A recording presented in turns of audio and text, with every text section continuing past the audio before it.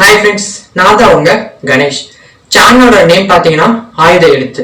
இப்போ நம்ம இந்த வீடியோல எதை பத்தி பார்க்க போறோம் அப்படின்னா பாசிவ் வாய்ஸ் டு ஆக்டிவ் வாய்ஸா எப்படி கன்வெர்ட் பண்றது அப்படின்றத பத்தி இந்த வீடியோல பார்க்க போறோம். நான் லாஸ்ட் வீடியோலயே ஆக்டிவ் வாய்ஸ் டு பாசிவ் வாய்ஸை எப்படி கன்வெர்ட் பண்றது அப்படின்ட்டு டீடைலா ஒரு வீடியோ போட்டிருக்கேன். அந்த வீடியோவை பார்க்கல அப்படின்னா டிஸ்கிரிப்ஷன்ல லிங்க் கொடுத்துருக்கேன், போய் பார்த்துட்டு வாங்க. அப்பதான் உங்களுக்கு இந்த வீடியோ புரியும். வாங்க வீடியோக்குள்ள போகலாம்.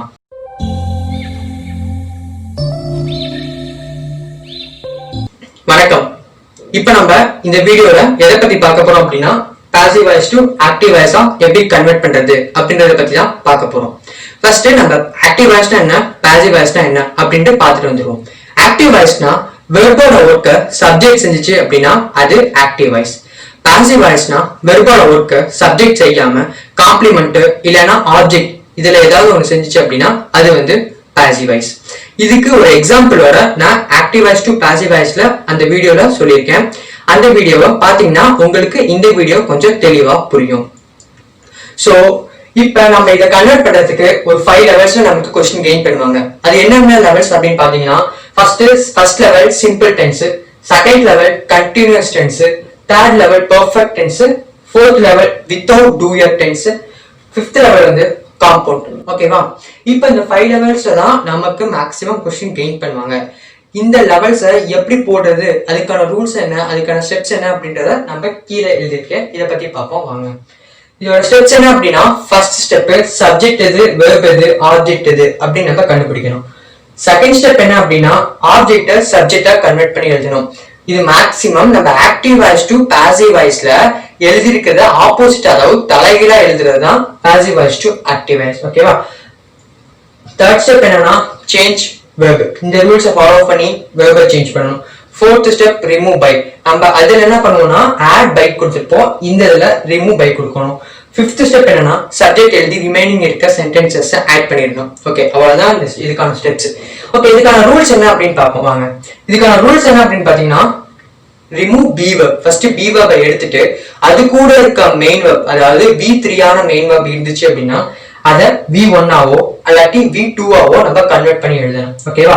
அதாவது am is are அப்படின்ற பி வெர்போட, அதாவது ஆக்சிலரி வெர்போட மெயின் வெர்ப் பக்கத்துல இருந்துச்சு அப்படின்னா அதை V1 கன்வெர்ட் பண்ணி எழுதணும். was were அப்படின்ற பி வெர்போட மெயின் வெர்ப் இருந்துச்சு அப்படின்னா அதை V2 கன்வெர்ட் பண்ணி எழுதணும். ஓகேவா? அடுத்து being அப்படின்ற ஒரு எக்ஸ்ட்ரா வேர்டோட மெயின் வெர்ப் இருந்துச்சு அப்படின்னா V1 கன்வெர்ட் பண்ணி அது கூட ing சேர்த்து எழுதணும். ஓகேவா?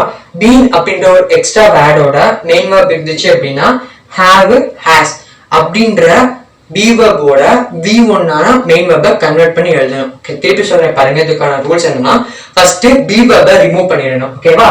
அடுத்து என்னன்னா V3 அப்படின்ற மெயின் வெர்ப் இருந்துச்சு அப்படின்னா அதை V1 ஆவோ அல்லாட்டி V2 ஆவோ நம்ம கன்வெர்ட் பண்ணி எழுதணும். ஓகேவா? அதாவது am is are அப்படின்ற பி வெர்போட மெயின் வெர்ப் இருந்துச்சு அப்படின்னா அதை V1 கன்வெர்ட் பண்ணி எழுதணும். was were அப்படின்ற பி வெர்போட மெயின் வெர்ப் இருந்துச்சு அப்படின்னா அதை V2 கன்வெர்ட் பண்ணி எழுதணும். being அப்படின்ற எக்ஸ்ட்ரா வேர்டோட மெயின் வெர்ப் இருந்துச்சு அப்படின்னா V1 கன்வெர்ட் பண்ணி அந்த வெர்போட ing சேர்த்து எழுதணும். been அப்படின்ற எக்ஸ்ட்ரா வேர்டோட மெயின் வெர்ப் இருந்துச்சு அப்படின்னா has have அப்படின்ற பி வெர்போட V1 அப்படின்ற மெயின் வெர்பை நம்ம சேர்த்து எழுதணும். ஓகே, இப்போ நம்ம இந்த லெவல்ஸ் யூஸ் பண்ணி அதுக்கான எக்ஸாம்பிள்ஸ் பத்தி பார்ப்போம் வாங்க. இப்போ வாங்க நம்ம சிம்பிள் டென்சஸ்க்கான எக்ஸாம்பிள்ஸ் பார்ப்போம். America was discovered by Columbus அப்படின்றது வந்து சிம்பிள் டென்ஸா இருக்கு. ஓகேவா? இப்போ இதுல ஃபர்ஸ்ட் ஸ்டெப் என்ன கொடுத்திருக்காங்க, சப்ஜெக்ட் எது, வெர்ப் எது, ஆப்ஜெக்ட் எது அப்படின்ட்டு கண்டுபிடிக்க சொல்லியிருக்காங்க. இதுல அமெரிக்கா அப்படின்றது வந்து சப்ஜெக்ட், வாஸ் டிஸ்கவர்ட் அப்படின்றது வந்து வெர்ப், கொலம்பஸ் அப்படின்றது வந்து ஆப்ஜெக்ட். ஓகேவா? இப்ப செகண்ட் ஸ்டெப் என்ன சொல்லியிருக்காங்க, ஆப்ஜெக்ட் டு சப்ஜெக்ட், அதாவது ஆப்ஜெக்ட சப்ஜெக்டா கன்வெர்ட் பண்ணி எழுது அப்படின்னு இருக்காங்க.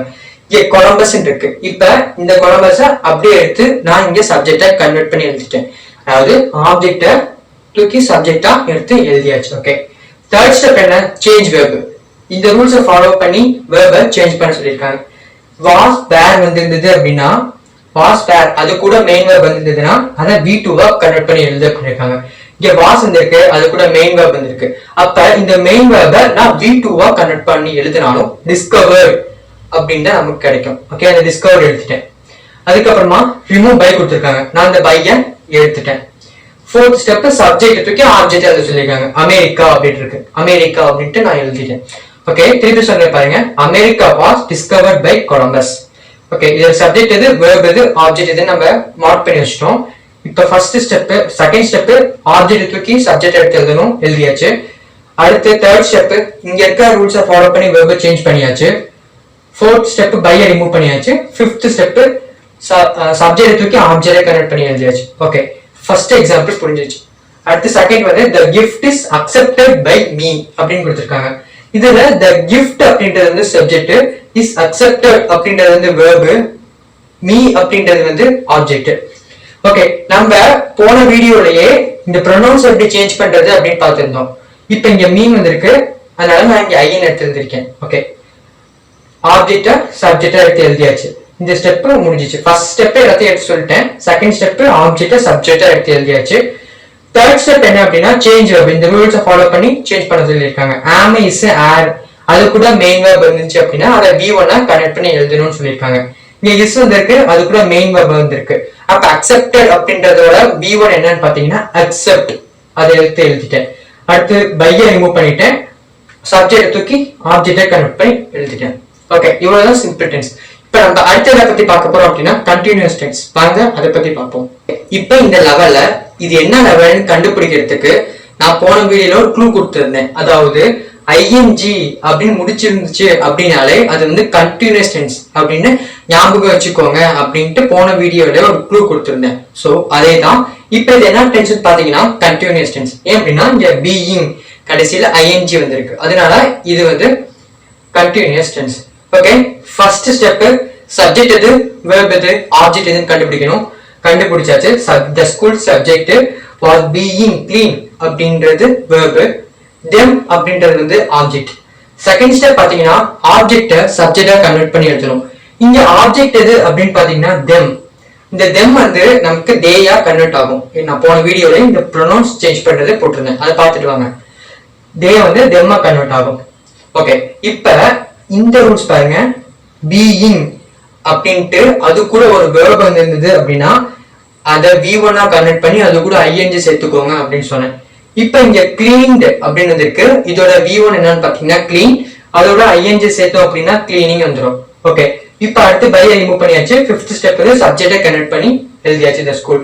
ஓகே, இதெல்லாம் ஓகே. இதெல்லாம் புதுசா வேற வந்திருக்கு அப்படின்னு நீங்க கேட்கலாம். இங்க ரூல்ஸ் நமக்கு அந்த மாதிரி இல்லையே, ஏன்னா புதுசா வேற போட்டிருக்கான் அப்படின்ட்டு நமக்கு ஒரு சந்தேகம் வரும்.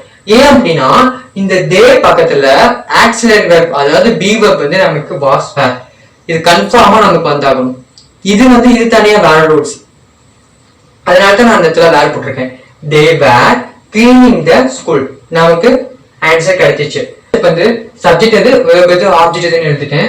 செகண்ட் ஸ்டெப் வந்து ஆப்ஜெக்ட் சப்ஜெக்டை கன்வெர்ட் பண்ணி எழுதிட்டேன். தேர்ட் ஸ்டெப் அப்படின்னா வெர்பை சேஞ்ச் பண்ணி எழுதியாச்சு. ஃபோர்த் ஸ்டெப் பையை ரிமூவ் பண்ணியாச்சு. ஃபிஃப்த் ஸ்டெப் வந்து சப்ஜெக்ட் ஆப்ஜெக்டை கன்வெர்ட் பண்ணி எழுதியாச்சு. இது வந்து ஃபர்ஸ்ட் எக்ஸாம்பிள். செகண்ட் எக்ஸாம்பிள் பாத்தீங்கன்னா milk is being drunk by the cat. இதுல மில்க் அப்படின்றது சப்ஜெக்ட், இஸ் பீயிங் ட்ரங்க் அப்படின்றது வெர்ப், த கேட் அப்படின்றது ஆப்ஜெக்ட். ஃபர்ஸ்ட் ஸ்டெப் முடிஞ்சிச்சு. செகண்ட் ஸ்டெப் ஆப்ஜெக்ட் தூக்கி சப்ஜெக்டை கன்வெர்ட் பண்ணியாச்சு. த கேட் எழுதியாச்சு. அடுத்து தேர்ட் ஸ்டெப் இங்க இருக்க ரூல்ஸை ஃபாலோ பண்ணி நம்ம வெர்பை கன்வெர்ட் பண்ணணும். இங்க ட்ரங்க் அப்படின்னு இருக்கு, ட்ரங்கோட V1 வந்து ட்ரிங்க், அதோட ஐஎன் சேர்த்து ட்ரிங்கிங் எழுதியாச்சு. லாஸ்ட் ஸ்டெப் சப்ஜெக்டை கன்வெர்ட் பண்ணி நம்ம எழுதியாச்சு. ஓகே, புரிஞ்சிச்சா? The cat drinking the milk. இதே மாதிரி தான் இதுவும். இப்போ நம்ம அடுத்து தேர்ட் லெவல் அதாவது பெர்ஃபெக்ட் டென்ஸ் பத்தி பார்ப்போம். வாங்க இதை பத்தி பார்க்க போறோம் அப்படின்னா பெர்ஃபெக்ட் டென்ஸ், அதை எப்படி ஆக்டிவ் வாய்ஸா கன்வெர்ட் பண்றது அப்படின்றத பத்தி தான் நம்ம பார்க்க போறோம். ஓகே, ஃபர்ஸ்ட் ஸ்டெப் சப்ஜெக்ட் எது, வெர்ப் எது, ஆப்ஜெக்ட் எது அப்படின்ட்டு நான் ஏற்கனவே மார்க் பண்ணி வச்சிட்டேன். அதாவது the book subject, had been read அப்படின்றது வந்து verb, me அப்படின்றது வந்து ஆப்ஜெக்ட். ஃபர்ஸ்ட் ஸ்டெப் முடிஞ்சிச்சு. செகண்ட் ஸ்டெப் ஆப்ஜெக்ட சப்ஜெக்டா கன்வெர்ட் பண்ணி எழுதணும். me அப்படின்றது வந்து ஐயா கன்வெர்ட் பண்ணி எழுதியாச்சு. அடுத்து இங்க பாருங்க, been அப்படின்னு வந்துச்சு அப்படின்னா been அப்படின்ட்டு அதுக்குள்ள மெயின் verb வந்துச்சுன்னா have, has இந்த மாதிரி ஏதாவது ஒரு be verb ஓட V1 அப்படின்ற மெயின் வெர்பை நம்ம கன்வெர்ட் பண்ணி எழுதணும். ஓகே, இங்க பீன் வந்திருக்கனால நான் ஹாவ் போட்டுக்கிட்டேன். இந்த ரீட் அப்படின்னு வந்திருக்கனால B1 கன்வெர்ட் பண்ணாலும் அதே தான் வரும், read. I have read. 3 step முடிஞ்சிச்சு. 4வது ஸ்டெப் பையை ரிமூவ் பண்ணிட்டேன். 5வது ஸ்டெப் சப்ஜெக்டை ஆட் பண்ணிட்டேன். ஓகே, ஃபர்ஸ்ட் எக்ஸாம்பிள் முடிஞ்சிச்சு. செகண்ட் எக்ஸாம்பிள் அதே மாதிரி தான். சப்ஜெக்ட் எது, வேர்ப் எது, ஆப்ஜெக்ட் எது நான் மார்க் பண்ணி வச்சிட்டேன். The house subject, will have been sold அப்படின்றது வந்து வேர்பு, அஸ் அப்படின்றது வந்து ஆப்ஜெக்ட். இந்த அஸ் சப்ஜெக்டா மாத்தணும் அப்படின்னா விஆர் கன்வெர்ட் ஆகும். விஆர் கன்வெர்ட் ஆயிடுச்சு. அதுக்கப்புறமா இந்த இடத்துல நான் புதுசா ஷேல் போட்டிருக்கானே அப்படின்னு பாத்துருக்கீங்க. இங்க பாருங்க, இங்க ஆக்சிலரி வேர்ப் வந்து இங்க வில் கொடுத்திருக்கனால இந்த வில்ல நான் ஷேலா கன்வெர்ட் பண்ணி எழுதிட்டேன். ஓகே, அதுக்கப்புறமா அதே ஸ்டெப் தான். ஹாவ் போட்டிருக்கேன். இத ஷோல்டர் அதே B1 கன்வெர்ட் பண்ணாலும் நமக்கு ஷோல்டர் தான் கிடைக்கும். அதுக்கப்புறமா லாஸ்ட் சப்ஜெக்ட் வந்து ஆப்ஜெக்டை கன்வெர்ட் பண்ணி எழுதணும். த ஹவுஸ் முடிஞ்சு போச்சு. அடுத்து நம்ம பார்க்க போறது வித்தவுட் டூவர். வித்தவுட் டூவர் இதே நான் புது லெவலா இருக்கேன் அப்படின்னு பாக்காதீங்க. அதாவது ஆப்ஜெக்ட் கொடுக்க மாட்டாங்க, அதான் வித்தவுட் டூவர். ஒரு ஒர்க் செய்வாங்க, அதை யார் செய்வாங்க அப்படின்ட்டு கொடுக்க சொல்லியிருக்க மாட்டாங்க, அதான் வித்தவுட் டூவர். இதுக்கு எக்ஸாம்பிள் 2 எக்ஸாம்பிள் பார்க்கலாம் வாங்க. The parcel was returned அப்படின்னு கொடுத்திருக்காங்க.